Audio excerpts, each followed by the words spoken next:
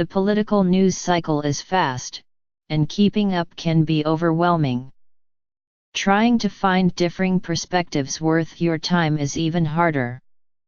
That's why we have scoured the internet for political writing from the right and left that you might not have seen. Has this series exposed you to new ideas? Tell us how. Email us at ourpicks@newyorktimes.com for an archive of all the partisan writing roundups. Check out our picks. Michael Graham at CBS News. Democrats may soon regret that the tax bill was passed along strictly partisan lines, Mr. Graham argues.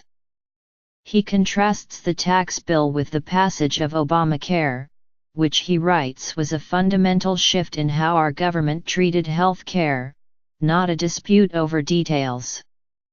Had Democrats not been so loath to cooperate with the party led by President Trump, he writes, perhaps the two sides could have settled on a compromise to split the corporate tax rate at 25%, get rid of the alternative minimum tax, AMT, Republicans hate, but keep the full deductibility of state and local taxes paid by rich liberals in blue states.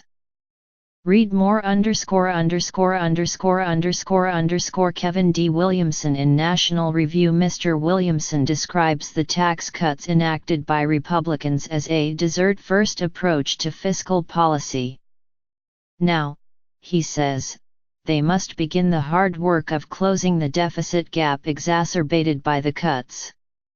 Any claim that the cuts will pay for themselves, he writes, a free lunch fantasy.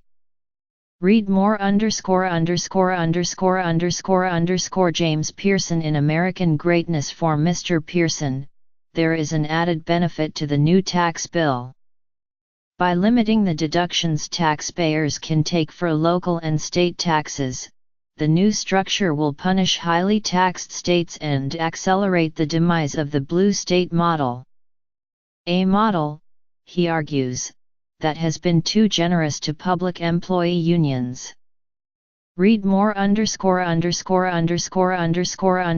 Richard Kim in The Nation. Mr. Kim points out how unpopular the tax bill was among American citizens before it passed.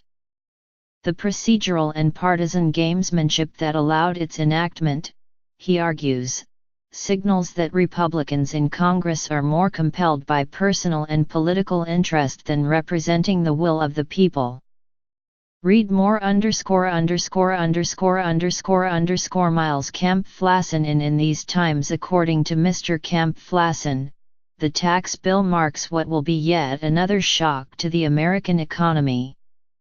And yet, he writes, it's an opportunity to embrace a populist movement that may actually push for a real alternative to the shock of an entrenched corporatist system. Read more ________ The editorial board of The Washington Post. In the short term, writes the editorial board of The Washington Post, the passage of the tax bill marks a victory for the president. In the long term, they warn, the legislation will very likely be remembered as an ignominious moment for Republicans.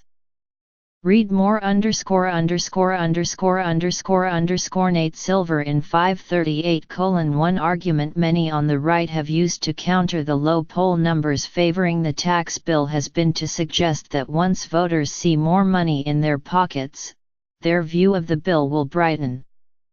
Mr. Silver advises his readers to take such voters with concerns about the bill seriously but not literally.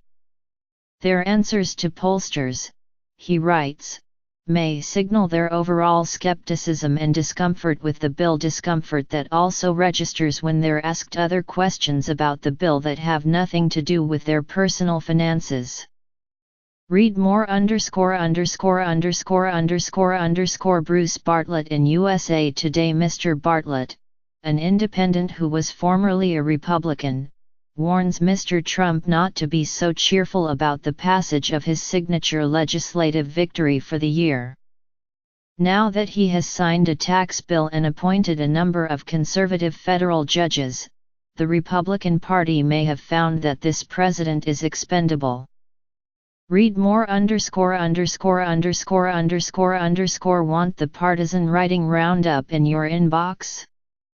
Sign up for the morning briefing newsletter or the What We're Reading newsletter. Have thoughts about this collection? Email feedback to ourpicks@newyorktimes.com.